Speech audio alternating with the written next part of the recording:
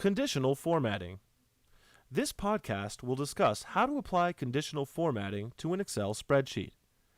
Conditional formatting changes the appearance of a cell or a cell range based on a condition you provide.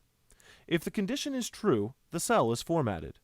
If the condition is false, the cell is not formatted. This is useful for drawing visual attention to ranges of cells that change often, or to highlight differences between higher and lower values. To begin, select a cell range containing text. On the Home tab, in the Styles group, click Conditional Formatting.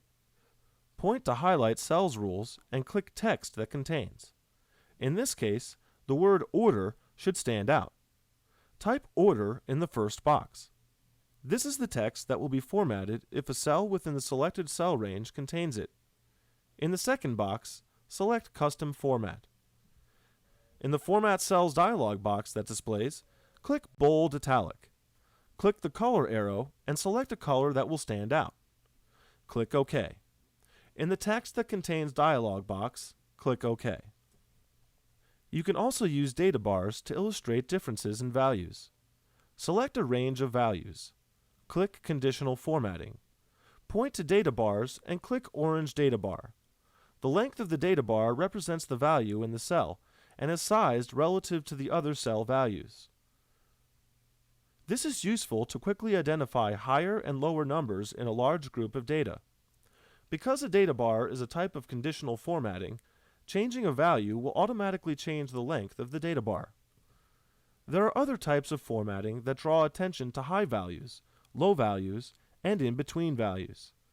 This helps you analyze data visually, and is especially useful when identifying critical issues such as extremely low inventory levels or your best-selling products.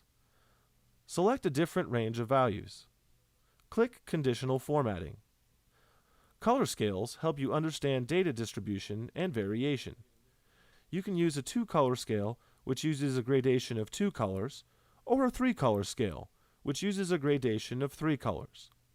The colors used represent higher or lower values. An icon set is a collection of icons, such as arrows, that annotate and classify data into 3 to 5 categories separated by a threshold value. Top and bottom rules enable you to apply conditional formatting to the highest and lowest values in a range of cells. You could identify the bottom 5 selling products or the top 10% of values.